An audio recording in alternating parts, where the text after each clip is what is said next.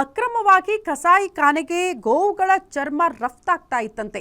ಈ ಮಾಹಿತಿಯ ಆಧಾರದ ಮೇಲೆ ಗೋವುಗಳ ಹತ್ಯೆ ಮಾಡಿ ಚರ್ಮ ರಫ್ತು ಮಾಡುತ್ತಿದ್ದವರು ಲಾಕ್ ಆಗಿದ್ದಾರೆ ಎನ್ನುವುದರ ಬಗ್ಗೆ ಮಾಹಿತಿ ಇದೆ. ಗೋವುಗಳ ಚರ್ಮ ಸಾಗಾಟ ಮಾಡ್ತಾ ಇದ್ದ ವಾಹನವನ್ನ ಗೋರಕ್ಷಕರೇ ತಡೆದಿದ್ದಾರಂತೆ. ಧಾರವಾಡದ ಹೊರವಲಯದಲ್ಲಿ ಪುಣೆ ಬೆಂಗಳೂರು ರಸ್ತೆ ಬಳಿ ಚಾಲಕ ಸಿಕ್ಕಿಬಿದ್ದಿದ್ದಾರೆ. ಯರಿಕೊಪ್ಪ ಬಳಿ ವಾಹನ ತಪಾಸಣೆ ಮಾಡಿದಾಗ ಈ ಗೋವುಗಳ ಚರ್ಮ ರಫ್ತಾಗ್ತಾ ಇದ್ದಂತಹ ವಿಚಾರ ಬೆಳಕಿಗೆ ಬಂದಿದೆ. 3,000ಕ್ಕೂ ಅಧಿಕ ಗೋವುಗಳ ಚರ್ಮ ರಫ್ತು ಮಾಡ್ತಿದ್ದಂತೆ ಈ ಚಾಲಕ.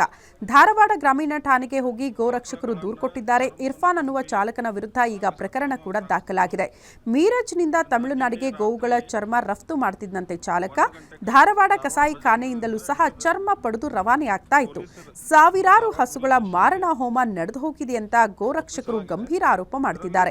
ಸದ್ಯ ಪ್ರಕರಣ ದಾಖಲಿಸಿಕೊಂಡು ಪೊಲೀಸರು ವಾಹನವನ್ನ ಕೂಡ ಸೀಸ್ ಮಾಡಿದ್ದಾರೆ. 2,000 ಗೋವುಗಳನ್ನು ಮಾರಣ ಹೋಮ ಮಾಡಿ ಅವುಗಳ ಚರ್ಮವನ್ನು ಮಾರಾಟ ಮಾಡಲಿಕ್ಕೆ ಅಕ್ರಮವಾಗಿ ಒಯ್ಯುತ್ತಿದ್ದರು.